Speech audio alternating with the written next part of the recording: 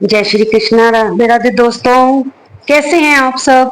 उम्मीद करती हूँ ठाकुर जी की कृपा से आप सभी अच्छे होंगे और अपने अपने घर में भगवान की कृपा से सुख आनंद की प्राप्ति कर रहे होंगे। और अगर आपको किसी प्रकार की चिंता भी है, कोई परेशानी भी है, तो हम समय समय पर आपको आने वाले व्रतों, आने वाले मुख्य दिनों के बारे में, जो हमारे हिंदू सनातन धर्म के अनुसार त्योहार हैं, पवित्र दिन हैं, उनके बारे में बताते रहते हैं। और कौन से दान पुण्य या फिर पूजा करके आप अपनी परेशानी से छुटकारा पा सकते हैं, अपने काम में आने वाले विघ्नों को दूर कर सकते हैं।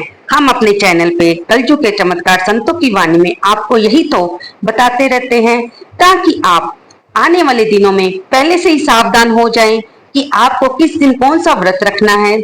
आप जिस व्रत के नियम का पालन कर रहे हैं या किसी व्रत का आपने संकल्प लिया हुआ है, कहीं अज्ञानतावश जब भूल चूक से वो रह ना जाए, इसलिए हम ये वीडियो बनाते हैं कि आपको आने वाले दिनों में, आने वाले हफ्ते में जो खास दिन है उसके बारे में पहले से ही जानकारी हो जाए और आप उसकी तैयारी कर सके। आने वाले इस हफ्ते में क्या है खास, आइए जानते हैं। जुलाई का महीना शुरू होने जा रहा है, दिन सोमवार से। और इस हफ्ते में बहुत ही पवित्र दिन आ रहे हैं कृष्ण पक्ष के, जैसे कि योगिनी एकादशी, प्रदोष व्रत, मासिक शिवरात्रि, अमावस्या। हम इस वीडियो में इन्हीं दिनों के बारे में जानेंगे कि ये कब रखे जाएंगे व्रत और कैसे इनका पालन करना है और क्या रहेगा इनका शुभ मुहूर्त। आइए सबसे पहले हम जानते हैं योगिनी एकादशी के बारे में। योगिनी एकादशी जो कि निर्जला एकादशी के बाद आती है, इसका व्रत सबसे पहले तो हम ये जानेंगे कि 1 जुलाई को किया जाएगा या 2 जुलाई को। हर बार यही संशय होता है, क्योंकि समय के हिसाब से कई बार तिथियां ऐसी आ जाती हैं कि दोपहर को या दोपहर से थोड़ा समय पहले ही वो तिथि शुरू होती है, लेकिन सूर्योदय तिथि होने के कारण वो अगले दिन मान्य होती है, चाहे उस दिन वो तिथि कम ही हो। ऐसा ही इस बार योगिनी एकादशी में हो रहा है।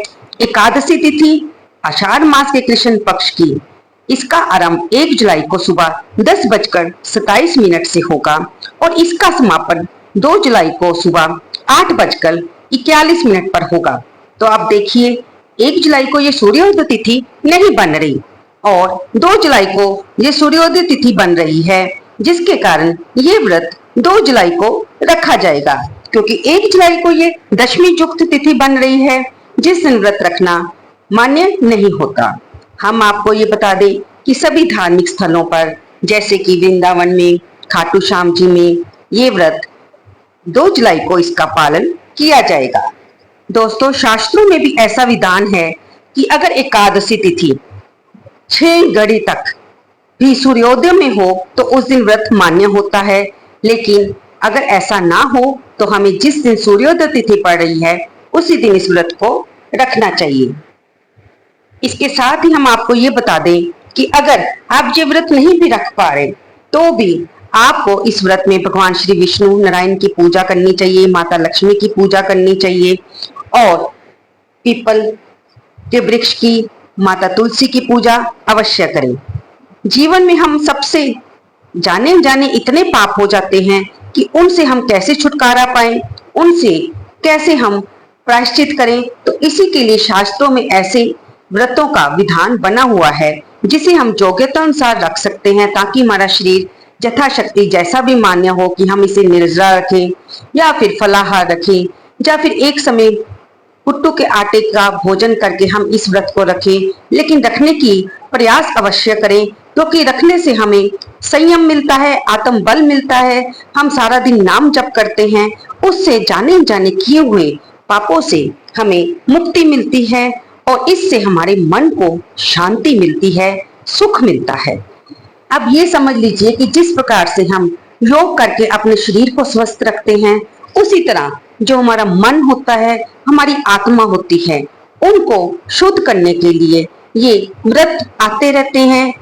हमारे इष्ट देव जिसमें भी हमारा विश्वास है, जो उन सभी भगवान का स्वरूप हमें पसंद है, उनके निमित्त जो भी व्रत आते हैं, अगर हम उन्हें श्रद्धा भाव से रखें तो श्रद्धा भाव से किया गया थोड़ा सा पुण्य भी हमारे लिए बहुत फलदायी होता है।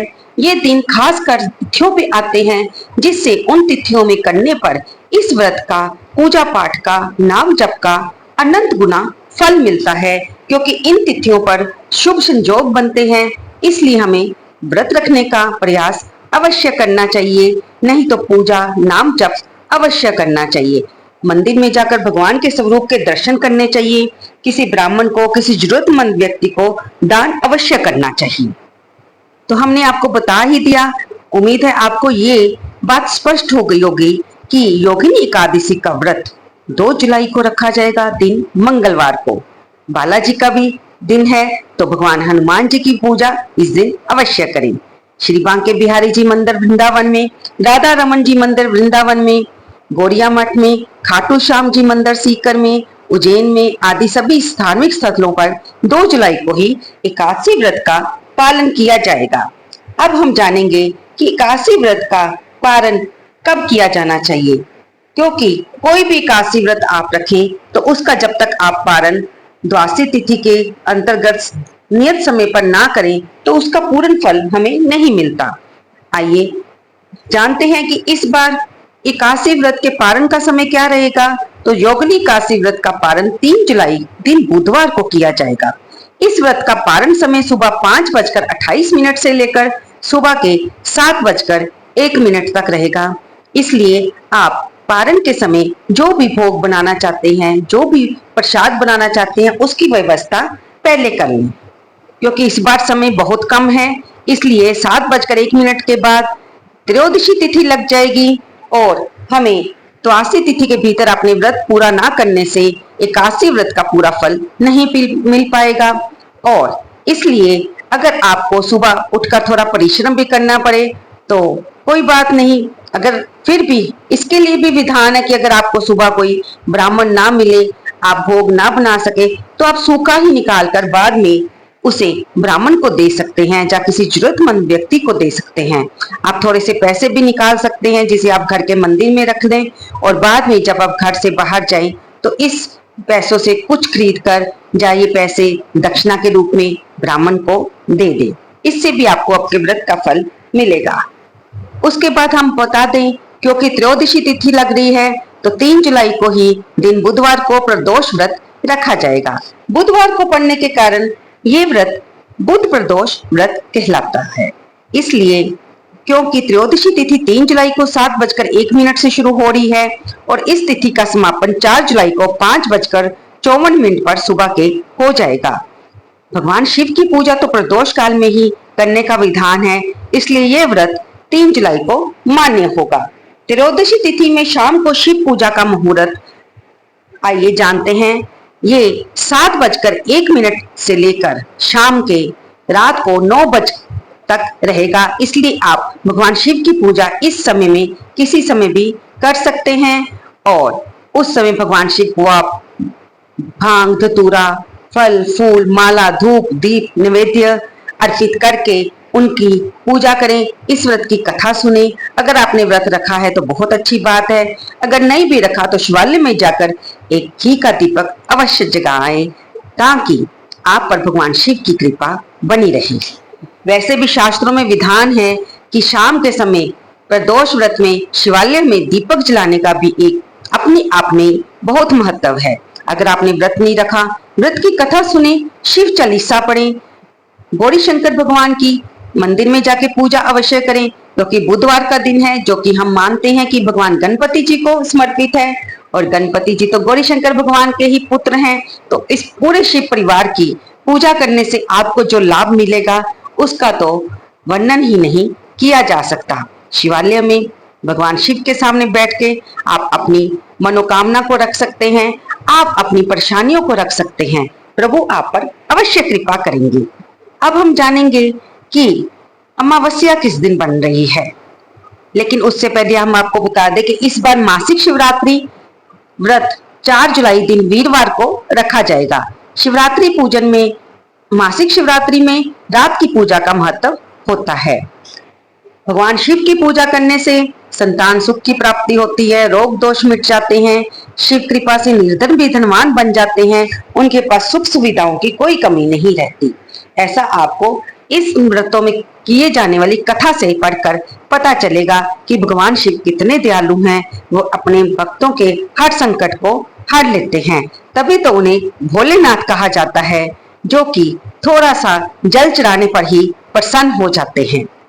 आप जानते हैं अमावस्या कब रहेगी? दोस्तों, इस बार अमावस्या 5 जुलाई दिन शुक्रवार को मनाई जाएगी। अमावस्या का दिन पितरों को समर्पित होता है, इसलिए इस दिन तर्पण पिंडदान किया जाता है।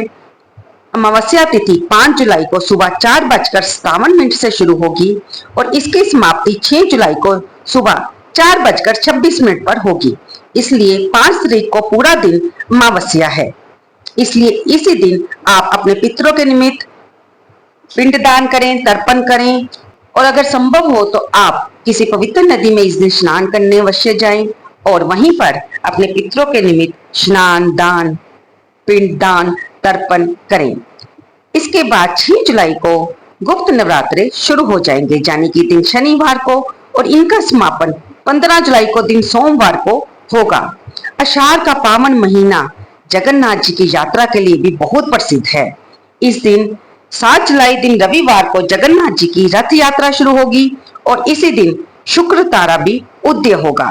तो भी शादी के मुहूर्त है, शुभ कार्य है, वे शुरू हो जाएंगे। दोस्तों, आषाढ़ महीने में ही भगवान जगन्नाथ जी की रथ यात्रा शुरू होती है, तो इस महीने के अंत के साथ ही श्री हरि विष्णु 4 महीने के शयन में चले जाते हैं और सभी शुभ कार्य रुक जाते हैं। चातुर्मास का समय इस महीने के अंत से शुरू हो जाएगा। तो उम्मीद करती हूँ आपको ये जानकारी अवश्य लाभ देगी और पसंद आई होगी।